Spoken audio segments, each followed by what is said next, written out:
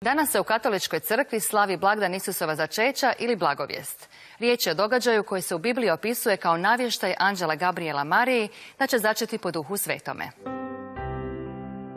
Blagdan blagovijesti u hrvatskim se govorima rabi u različitim fonološkim i morfološkim, ali i leksičkim inačicama. Prema latinskom Festum Annunciationis Marije u hrvatskom je jeziku vrlo staro ime nazvišćenje koje je i danas sačuvano u gradišćanskih Hrvata, riječ i u inačici nazvišćavanje.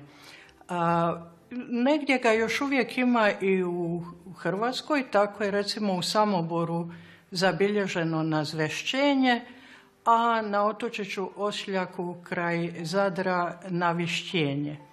U istom je značenju i slovakizam zvjestovanje koje rabe Hrvati u Novom Selu u Slovačkoj. Osim oblika blagovijesti i blagovist, ponegdje susrećemo i množinski oblik blagovisti.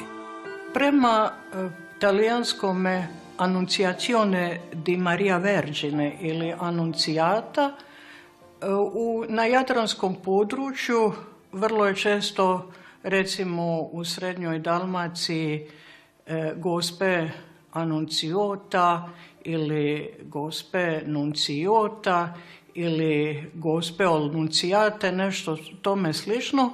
Na dubrovačkom području je to obično ili Nuncijata ili Gospa od Nuncijate. U čakavskim govorima rabi se i ime druga svetca, jer je nakon svječnice to drugi marijanski blagdan u godini.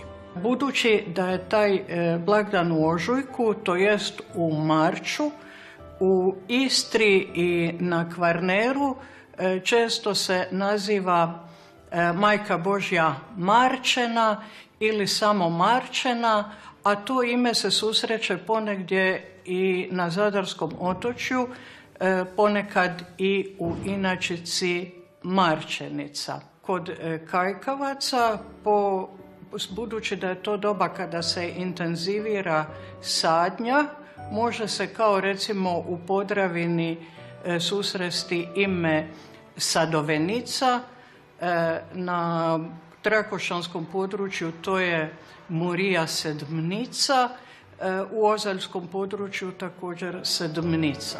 Svi ovi nazivi upućuju da je riječ o ranoproljetnom blagdanu.